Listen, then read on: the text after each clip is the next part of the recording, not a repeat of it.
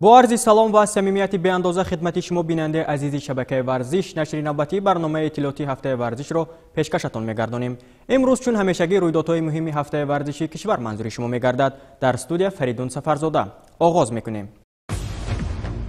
مژگان صمدова با نشان طلا از مسابقه بین‌المللی به دوشنبه برگشت.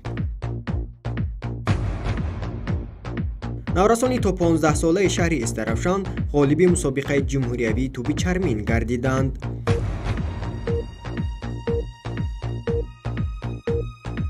در شهر خاروق غالبان جام وزیر کارهای داخلی معین و قدردانی شدند.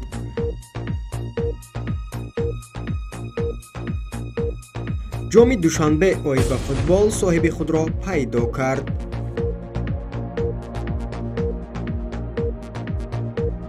جنبست مسابقه های جمهوریوی آید به جودو و والیبال در شهر کولاب. مسابقه شاهمات برای دریافت جام شرق در شهر خاروق آغاز گردید.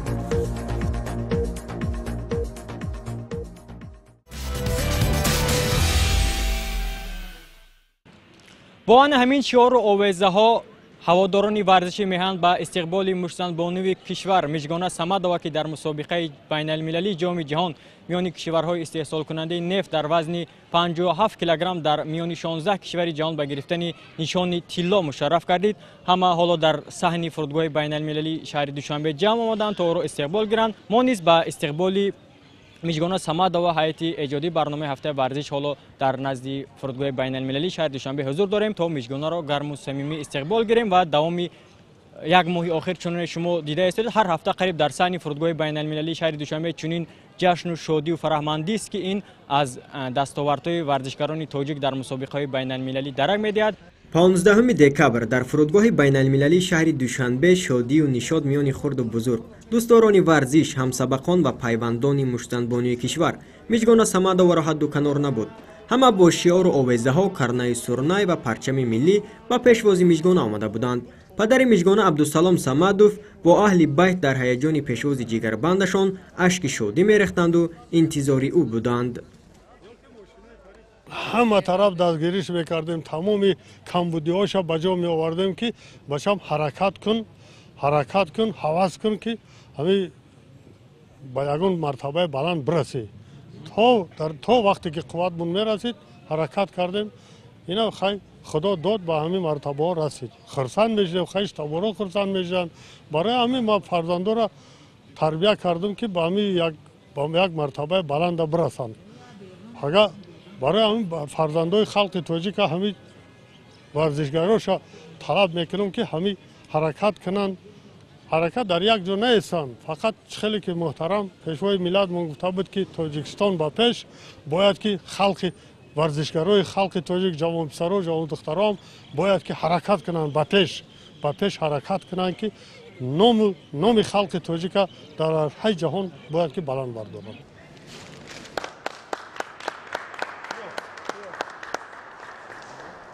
در فرودگاه مژگانه را دارنده نشانهای بازی‌های المپی دلشاد نظروف و موزونت چوریبا در برابر دیگر نمایندگان ساحه ورزشی مملکت صمیمانه استقبال کردند. مژگانه از دستپروران مربی ورزیده کشور میرزا شمسیف بوده حالا در کورس پنجم اکادمی وزارت کارهای داخلی جمهوری تاجیکستان تحصیل میکند. همین بود که تعداد زیادی همسبقانش نیز به پیشوازی او آمده بودند. مژگانه به کتف لت برداشته‌اش نگاه نکرده با همه حریفانش قهرمانانه مبارزه برده دست بالا گردید. من این کتفم از گویم که از چمپیونات آسیا یعنی که در دبی برگزار گردیده بود در اونجا لت خوردگی بودیم و در این مسابقه که من رفتم با همین کتف لت خوردگی رفتم. از اولین بایم من همین کتفم لت خوردگی بود تا دمی آخر من به این نگاه نکرده با همراه یک دست گویم که 4 رقابت خودم رو غالب آمدم، مدال طلا رو به دست گرفتم. وقتی که من هر دفعه که به مسابقه میروم گویم که هر یک رقابتی که میکنم مادرم همون رقابت من رو تماشا نمیکند. وقتی که من با مادرم صحبت میکنم مادرم گریه میکند. این برای من یک احساساتی فراموش نشونده است. برای همین من هر یک مسابقه که میگیرم تنها با مادرم میبخشم. миҷгона ҳоло ҳама кӯшишу талошашро барои ноил шудан ба унвони қаҳрамонии ҷаҳон аз риштаи бокс таҳти riояти Федератсияи байналмилалии бокс равона кардааст.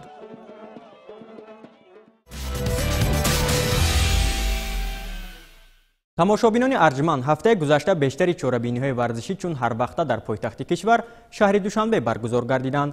пас ҳафтаи варзишии кишварро бо навгониҳои варзишии шаҳри Душанбе оғоз мекунем.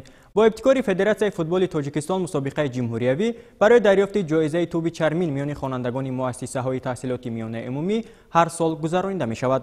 мавсими имсолаи мусобиқа 9 моҳ инҷониб марҳила ба марҳила ҷамъбаст гардида истодааст. ҳафтаи гузашта миёни наврасони то 15 сола мо дар бозии ниҳоӣ шоҳиди дербии вилояти суғд гардидем. яъне ду тими аз лиҳози ҳайят пурқуввати Панҷакент ва Эстаравшан ки дар марҳилаҳои ноҳиявию вилоятӣ ва ҷумҳуриявӣ ҳама дастаҳоро паси сар гузоштанд, миёни ҳам барои ҷом ва нишони тилло мубориза бурданд. ба охирӣ дастаҳо дар майдончаи захиравӣ назди варзишгоҳи марказии шаҳри Душанбе доир гардида бо натиҷаи 3-1 ба фоидаи дастаи Эстаравшан ба анҷом расид. футболбозони шаҳри Эстаравшан дар ин бозӣ пурра бартариро ба даст гирифта бозии ҷолиб ва dastavӣ нишон доданд. маҳз бозии dastavӣ ва якдигарфаҳмии ин бозингарон буд ки онҳо то ба марҳилаи ниҳоӣ расиданд.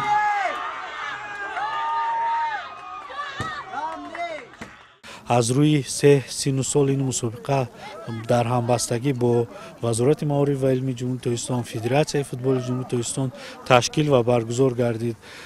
дар марҳилаҳои қаблии он тамоми хонандагоне ки аз рӯи ин сину сол ҳо буданд дар ин чорабиниҳо ҷалб гардиданд ва мусобиқа дар сатҳи марҳилаи аввал бисёр ҷолиб доир гардид ва тамоми он иштирокчиёне ки мо дар нақша доштем дар мусобиқа ширкат варзида ва беҳтаринҳо дар марҳилаи ниҳоӣ рохат ва дар он иштирок намуданд.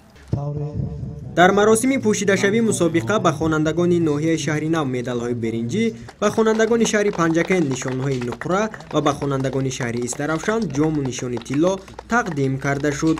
шодию нишоти наврасони шаҳри Эстаравшан дар фасли сармо фазои маросими ҷоизасупориро гарм карда буду ҳама бо онҳо якҷоя фараҳмандӣ мекарданд.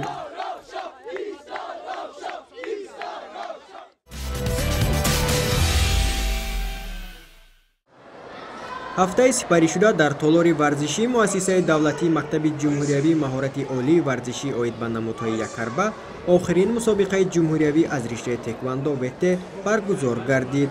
дар чорабинии варзишӣ варзишгарон аз вилоятҳои суғду хатлон, вилояти мухтори кӯҳистони Бадахшон, шаҳру ноҳияҳои тобеи Марказ ва шаҳри Душанбе ширкат варзиданд. мусобиқа давоми 3 рӯз идома карда дар он беш аз 300 варзишгари наврасу ҷавон миёни якдигар мубориза бурданд. тӯли 3 сол мешавад ки ин намуди варзиш дар ноҳияи Файзобод рушд карда истодааст ва имрӯз шуда 26 нафар варзишгарро ба мусобиқа овардем. то ҳамин вақта дута ҷои сеюм, якта ҷои дуюм бачаҳомон сазовор шуданд. дар рӯзи аввали мусобиқа наврасон миёни ҳам сабқат карданд. дар толори варзишӣ шумораи зиёди ҳаводорон ҳам иштирок доштанд ва ба дастгирии наздикону пайвандонашон омада буданд. ман имрӯз ба ҳамин толори варзишӣ ба хотири наберагон омадам. наберагони ман дар ҳамин толори варзишӣ тамрин мекунанд. ман аз он ки кори беҳуда ягон рафтори беҳуда гузаронанд, мо ҳаминҳоро аз хурдсолӣ ба ҳамин машқгоҳ овардаем. инҳо тамрин мекунанд ва имрӯз аз он хурсандам ки ду набераи ман соҳиби ҷойҳои аввал гаштаанд.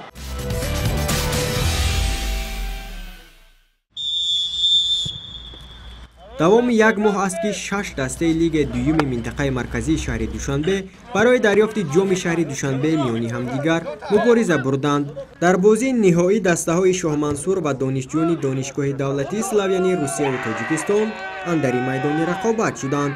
ҳар ду даста имкони хуби ба даст овардани ҷомро доштанд, зеро онҳо дар ҷараёни бозӣ бартарии комил нишон доданд. дар қисми дуюми бозӣ донишҷӯёни донишгоҳи давлатии Славянии Русияву Тоҷикистон 10 нафара майдондорӣ карданд, зеро як бозингарашон аз майдон ронда шуд. از این امکانیت فوتبالبازان تیم شاهمنصور سمرانوب استفاده برده با نتیجه 3-2 پیروزی به دست آوردند. مورد ذکر است که در مرحله نیمه نهایی باشگاه شاهمنصور با شکست دادن دسته پاکیزه با نتیجه 2-1 به بازی نهایی را خط گرفته بود. دسته دانشجویان دانشگاه اسلاویانی روسیه و تاجیکستان در این دوره مسابقه تیم فرمولا 55 را با حساب 2-0 سرافکنده کرده بودند. در انجام مسابقه به دسته شاهمنصور جام و نشانهای طلا سپاریده شد.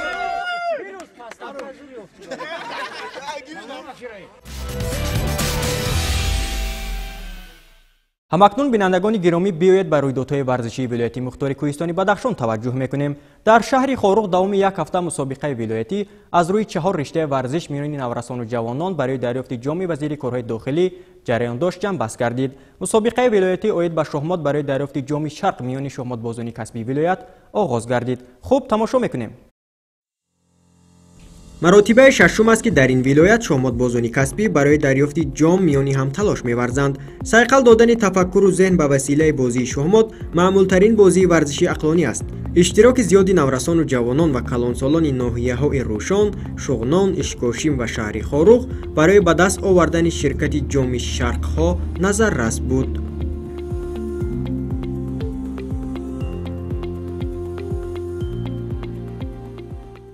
این مسابقه به طریق عنعنه در آمده است و هر سال در همین دوره تشکیل می شود و ما مربیان شاهمات به تمام نسل نورس اظهار می کنیم که به این نمود ورزش مشغول شوند، چون که این با فکررانی عقلانی به رویه آدم تاثیر مثبت دارد. الکی شاهمات بازان نسل نورس ما در مسابقه های جمهوریوی اشتراک کرده سزاوار جایهای نمایان گردیدند.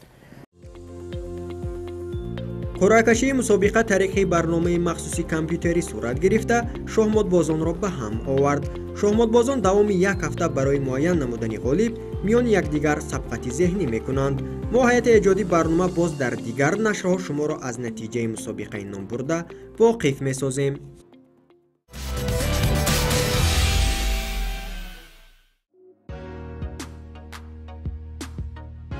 هفته سپری شده میان نورسان و جوانان ولایت مختار کوهستانی بدخشان در شهر خاروق از نمود فوتبال خرد و گشتین ملی میان نورسان و جوانان، والیبال میان بانوان و شهمات میان خوانندگان مؤسسه های میانه کسبی جمع بست گردید. از نمود والیبال میان بانوان بازی نهایی با حضور تماشابینان بسا جالب و رنگین صورت گرفت. به خصوص در بازی نهایی دو دسته والیبال بازانی از لحاظ هیئت پرقوت لیسه آقاخان شهر خاروق و دسته مقامات اجرایی حاکمیت دولتی شهر برای جام و نشان طلا مبارزه بردند. بازی میان دسته ها 4 قسم تیزتون صورت گرفته با غلبه والیبال بازانی مقامات اجرایی حاکمیت شهر به انجام رسید. پس از واخوری این دسته ها مراسم جایزه سپاری صورت گرفت که به دسته های غالب 3 رشته ورزش فوتبال خرد، والیبال و شهمات نشان های افتخاری سپاریده شد. در مراسم جایزه سپاری مسابقه نمایندگان مقامات اجرایی حاکمیت دولتی شهر خاروق، ریاست کارهای داخلی ولایت مختار کوهستانی بدخشان شرکت ورزیده به بهترین های مسابقه نشان و تحفه های خاطروی را اهدا کردند. ذکر گردید که برگزاری چنین مسابقه در قلمرو ولایت میان جوانان شکوه و شهامت خاصه داشت که اکثریت در این چوره‌بینی اشتراک نمودند. از رشته شهمات میان دختران و پسران بیشتر زینه‌های افتخاری را طالب علمان لیسه رقم 1 به نام آقاخان صاحب شدند. میان بانوان از رشته والیبال و 3 دسته شهر خاروق، دسته های مکتب پرزیدنتی، لیسه آقاخان و مقامات اجرایی حاکمیت دولتی جام و نشانهای افتخاری تقدیم کرده شد. بازی ها از نمود فوتبال خرد هم میان نورسان و جوانان جالب و دیدنی صورت گرفت. از طرف دستاندکاران مسابقه و دسته های محله گلکین، باینی و ناصری خسرو نشان های برنجی و نقره و طلا سپاریده شد.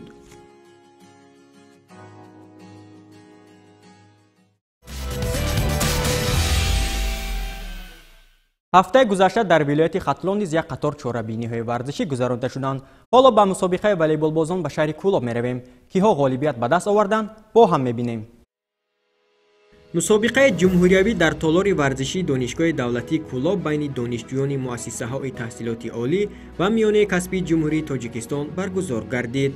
و دور نهایی مسابقه 4 دسته بهترین از دانشگاه و دانشکده و کالج‌های مملکت راه یافته برای دریافت مقام‌های افتخاری مبارزه نمودند. در روز آخری مسابقه نخست دسته کالج طبی شهر کولاب برای دریافت نشانهای برنجی با دسته خطلان یک از منطقه باختر میدانداری نمودند که در این نیروسنجی دسته خطلان یک غالب آمده مقام سوم را کسب کرد.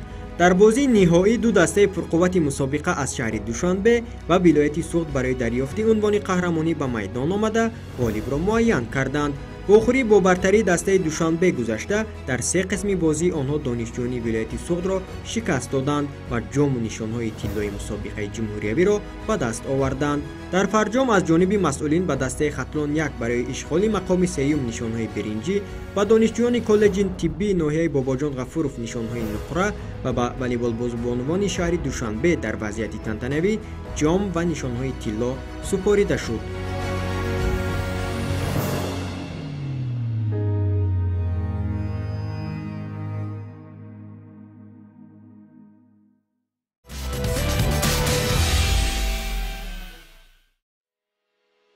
مسابقه جمهوریوی آید به گشتن جدا میان نورسان سالهای تولد 2006-2007 که در مجمع ورزشی شهر کولاب جریان داشت جمع بست گردید. مسابقه بخشیده به جشن بزرگ 30 سالگی استقلال جمهوری تاجیکستان با اشتراک 150 نورس و جوان دوامی 2 روز ادامه کرد.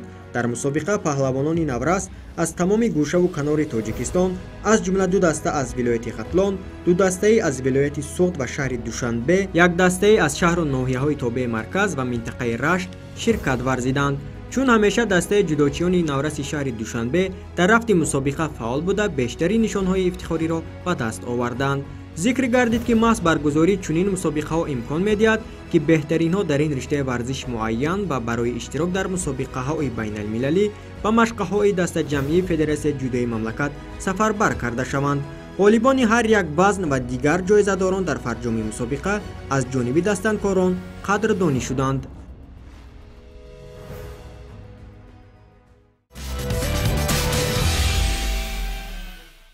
در شهر باختر ولایت خطلان هفته گذشته در تالار ورزشی مؤسسه تحصیلات میانه عمومی رقم 12 مسابقه ولایتی از رشته جودو گذرانیده شد. در مسابقه جودوکاران نورسی از 13 تا 15 ساله در همه شهر و ناحیه‌های ولایت فعالانه اشتراک نمودند. اشتراک 150 جودوکار در این چهاربینی ورزشی این خود از رشد و رونق این رشته ورزشی المپی در قلمرو ولایت خطلان درک می‌دهد.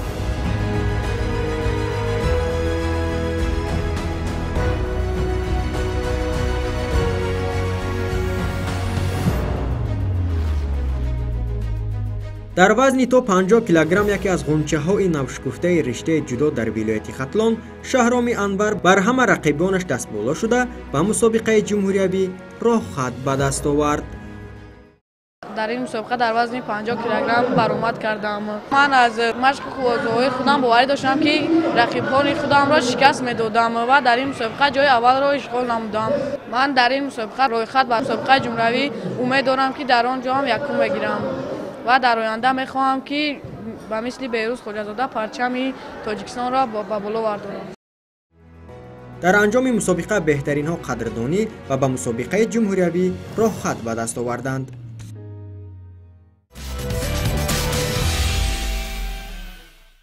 اکنون میرویم به شمال کشور. در ولایت سوخت هفته سپری شده مسابقه های والیبال و فوتبال با اصول دهه به دهه جنبست گردیده غالبان قدردانی شدند. گزارش نوبتی برنامه از نتیجه این مسابقه ها پیشکشتان می‌گردد. از 13 تا 15 دکبر در تالار ورزشی ناحیه جبار رسولوف مرحله ولایتی مسابقه آید به والیبال بین دهه‌ها و محله‌های اهالینشین شهر و ناحیه‌های ولایت بخشیده به تجلیل 30 سالگی استقلال جمهوری تاجیکستان دایر گردید. در بازی نهایی والیبال بازان ناحیه‌های اشت و باباجان غفورov برای نشانهای فخری مبارزه بردند که در نتیجه والیبال بازان ناحیه اشت غلبه به دست آوردند.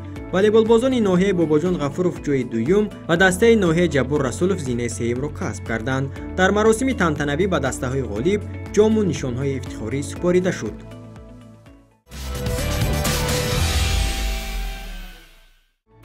از 14 تا 17 دکبر در میدان ورزشی سپارتاک شهر خوجند با مقصد تشویق و ترغیب طرز حیاتی سالم و جلب جوانان دهات به مشغولیت‌های تربیت جسمانی و ورزش، مسابقه ولایتی اید به فوتبال جمع بست گردید.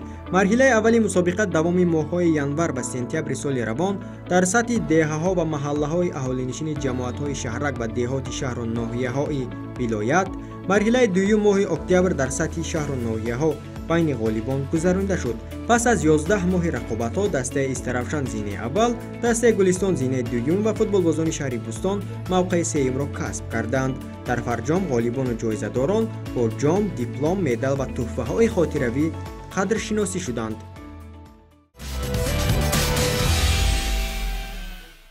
تماشابینان عزیز، در همین جا به نشر نوبتی برنامه هفته ورزش نقطه میگذاریم. اگر از رویدادهای هفته ورزشی کشور با خبر شدن خواهید، پس هر هفته همین روز و همین ساعت پیگیری برنامه ما باشید. خیر.